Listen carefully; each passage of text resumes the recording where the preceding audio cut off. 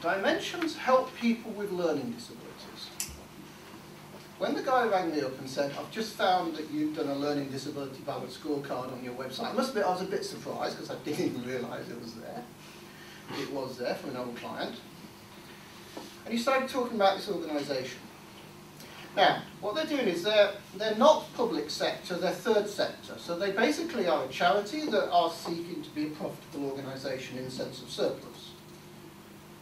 They take contracts from councils to say, please please look after the people we have with learning disabilities. Just in terms of numbers, 2,000 people are looked after, they have 4,000 staff. And that's a reflection of how many people are looking after an individual. In terms of likeness, 4,000 staff, how many in IT? Well, they tell me they've gone from 3 to 4 recently. And that's not because they have really weak systems, they're very good on evidence and backing up, okay? They operate on a 1% surplus. They are both highly regulated and very values-based. I'll come back to your thing about ethics. Remember the thing about values at the bottom? Very, very strong. This is not outcomes, this is about being with people. And just to give you a flavour of this, it goes all the way from somebody who, and this was a beautiful description for me, if you've, I can't find a cup, I've only received a cup with sugar in, and coffee and 2 sugars, at 9 o'clock in the morning. It's always been a blue cup. How can I make a choice about where I live? How can I even realise that I could choose the wallpaper or who I live with? And that's a sort of, at one level you've got that. And at another level you've got people who are going out with learning disabilities but actually making a contribution. You walk into their offices, you cannot miss what they do. I walked into a large retailer who happens to be a couple of doors up. You will know who I mean, when I did some work there once. It was so bland I couldn't tell if I was an insurance company, an oil company or a retailer. Nothing gave me a clue. You walk into these offices, they are scattered with pictures of people who they support doing interesting things, going out to community, trips, weddings, whatever. Fascinating organisation. The board set 2 questions. They had about 13 or 14 regions, each supporting roughly 100 or so people. How do we evaluate and compare these regions? And how do we know our strategy, which has been good so far, continues to be successful? Remember this thing about learning and growth? It's about continue. Management set me a quite different question. We've got a very clear culture. We want a way of managing performance consistent with our culture. And their culture was loose-tight, they called it. Tight in the sense that they had to make sure they did regulatory things right. But loose in they really trusted their senior management. Except where they maybe needed to step in and something was going wrong, they'd fix it. And they said for the regions, for our regional directors and the people that their services they manage, you've got to absolutely make sure that this is useful to them. It's not an overhead, it becomes part of their job. Nothing difficult then. There is a fuller case study of this on the website, so feel free to go at that afterwards. Now, using the approach that we've talked about, basically I'm going to build up this. I'm going to build up from the inside out. The first thing we did is, what on earth do you want to achieve, the objective? Here's an example. Support to me as a user of the service, a customer, person that they support. There's lots of parts to this, but one of them is help me plan my life. Help me make choices about what I want to do. And what they do is they draw a beautiful coloured crayon plan of what they're going to do over the next year. Many organisations could pinch that. Keep it simple, 1 page. We then said, okay, how well is it achieved today? Marks out of 10. And we did this with the pilot regional directors. We said, marks out of 10, how well do you do that today? And they did 2 things. They described a level of performance, 6, 7, 5. And we said, okay, why do you believe that? And in the conversation that ensued individually with those regional directors, we teased out a set of characteristics, which are these sorts of characteristics here.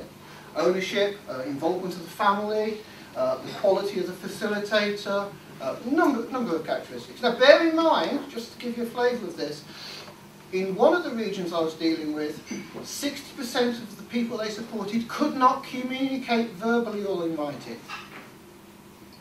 Wow, yeah. And these people are facilitating discussions about how you want to go forward. I think that's marvellous. That's why I love this sort of organisation. It touches me. Oh, I'm tingly already. But you know what I mean? You feel like you're doing something helping these people. Now, at this point, we got the regional directors together. We haven't gone for measures yet. Notice we've not touched measures. We're only asking what is the characteristic of this objective and where's your gap. We then put the 4 regional directors in a room, and they actually brought their area managers and said, okay, let's talk about this. And let me give you an example. I mean, then the conversation set off. Because they go, you know what, I think this is a 6 because I think this is 4. Let me give you an example. In one region, 70 to 80% of the people they supported had a personal plan. That's what these things are called. The regional director believed they were all rubbish and they needed to start again. In another region, the regional director knew that they had 60% of the people had personal plans. He believed they'd all been done really, really well, and those 60% probably represented most of the people who actually wanted a plan, and that they were lively and in fact in use. So what we've got here is a sort of 60%, 70% versus 60. This person's saying actually the qualities of 0, 2 out of 10. This guy's saying, you know what, this 60% actually reflects an 8 out of 10. I have a gap, I'd still like to be better. And can you see how the one is qualifying, use of the word, the metric. In another situation, similar piece, the finance director had come from the commercial organisation saying, no, you don't need to do that, it's simple. You just ask how many have been approved by the RD, regional director. Well, of course, this would be none, and this would be 60, but it still doesn't tell you anything. So what we did was build the qualitative assessment around it and encourage the conversation. So the RD who says, you know what, I'm not very happy about them, was sitting across the table from the one who went, actually we're at this level. And they're going, you know what, I think you're right, that does sound sensible. That makes me feel that I'm judging these properly given what I've got. Notice it's about conversation, yeah? Because it's conversation is where the stuff happens. And then when you've got this, then you can ask, what would be most useful to measure? Notice I haven't even got what to measure yet. What would be most useful to measure? Then you can ask, how do I best find indicators or measures of this? And I'm using that clear distinction deliberately, because an indicator points towards something, a measure fits it. The measure of that table is probably 6 foot by 1. An indication is you can probably see 3 people at it. Yeah? See the difference? One's an indication of something. Please use that distinction. Measures are not indicators. Not all measures are KPIs. Please. Yeah? Please, we have English words. Go back to the English. Critical success factor, factor. Something that, component. Yes? A factor is one of a component of. Please use the English. Yeah? So, then how do I measure it? What's indicators, what measures, what's qualitative, what not? Then you can set a level of ambition. I'm using that carefully. It's not a target. It's not a forecast. It's an ambition. I, as regional director, would really like to be at this place. It's not somebody making a forecast and turning it into a target. Note the distinction. I make a forecast, I call it to be a target. Yeah? I'm setting a level of ambition, I'm explaining how I'm going to do it. Now, here's part of their strategy map, and I'll just run through this relatively quickly. At the top level, the people we support and their circle of support. You can see 5 or 6 there, 5 objectives. They have to support regulators, commissioners, and they have to satisfy their financial targets. Think of it as a 4-ball juggle. How do we satisfy our people whilst doing that, whilst doing that, whilst doing that? Later on, when individual budgets come out, it will be, we need to satisfy our people so they give us money. But we'll move to that later. Here's the process and the regional learning and growth. These are the things we have to do well and what we have to develop as a region. Now, each of the regions have the same map. Each of the regional directors picked the level at which they were at. Actually, they went and discussed it with their teams. And one came back and said, you know what? My team have decided to score everything at least 2 points below where I think they are. Because they're more ambitious and they're more realistic. Interesting, isn't it? Others would say, you know what? They've never had that discussion before. They just loved having the discussion. We had spontaneous scorecards breaking out all over the place during this project, by the way. We had a regional group of 4 pilots. We had 2 at least leap off, and later on, they started spontaneously occurring lower down in services because they just grabbed it and used it. Now notice how learning and growth appears at 2 levels, because this is the regional learning and growth, and this is how centrally the organisations support all of the regions to modernise. Yeah? So there's 2 drivers. How do you, as a regional director, affect the piece of it that you're dealing with? And what help can I get from the centre? Can I just say something here? A lot of people think balanced scorecards, lots of measures, da-di-da-di-da.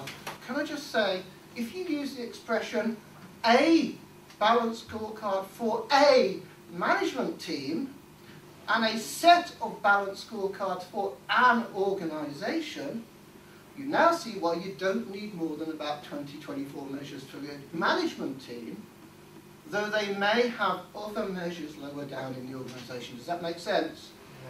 A balanced scorecard for a management team. Keep that idea in your head because that helps you manage the scope and stops it all running away. Then you have sensible exception level running, yeah? So only 2 tips. I'm sorry if I give you more. Now, you asked about values and ethics. Look how that, I've only ever seen this in the strategy maps I do. If other people are doing it, I'm delighted. I first did this when I did that retailer back in '98. I split learning and growth from values. Because values and what we achieve frame what you're trying to put here. And if you cascade these, you cascade the values, and that continues to make sure that the ethics and the values that you're trying to create flow through the organisation. That drives learning and growth. Also has the effect of making this less flip-floppy. It actually stabilises what you put in learning and growth because they're underpinned by values. The next slide is going to be awful, so I'm going to give you the shape of it. We're going to drive into one of these, and I think it's that one, but let me just check. Okay, I don't worry about the detail. The important thing here, evidence. Some of this is facts, some of this are measures, and some of them may have a target. It's a fact that there are 200 people supported, and we've had a couple of audits, and the satisfaction level is this. Now, this is the overall ambition they set. I'm currently at a 6, I want to be a 7. These are the characteristics, and this is the regional director's assessment of where they are this month. Now, it's likely that journey to move from a 7 to a 9 or a 7 to an 8 might take 6 months. They're not going to change that quickly. But what we are interested in, what actions are they doing, which is this bit, and we should see some of that appear in evidence. Evidence, judgment, assessment, action. You see how they fit together? It's not the most beautiful scorecard behind, but they like this because it suited them. You see how the bits fit together? If you are a more analytical, definitely must have evidence, fact-based organisation, all I encourage you to do is take one of these, flick it to the top, pull that down a level, and what you'll have on the strategy map, you put numbers here.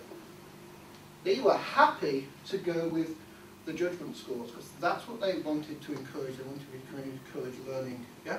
You see how it's so simple, that little flick makes that difference between an organisation that's really focused on evidence with some judgment behind and an organisation that's trying to encourage learning.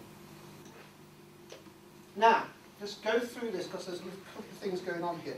During development, we had conversations amongst the management team to design the strategy map. Settled down after about 3 or 4 months. We had conversations between the regional directors, and I've told you some of those stories. And again, obviously, because, I mean, at one point I presented that strategy map to 70 of them, even when it was a draft. And they were nicking it off the desk. Oh, can we do business planning with this?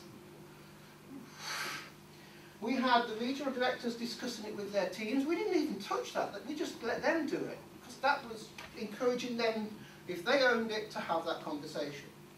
So they could then sell it to their team. Sell it wasn't the right word. Let's talk about it. Oh, wow, bang, you know, back out. And then we took it up to board level. And that's just during design. We carried it through to implementation. So now what we've got are the regional directors. We rolled out quickly to 13, and then they took over another company, so they have another 5, 10 regions.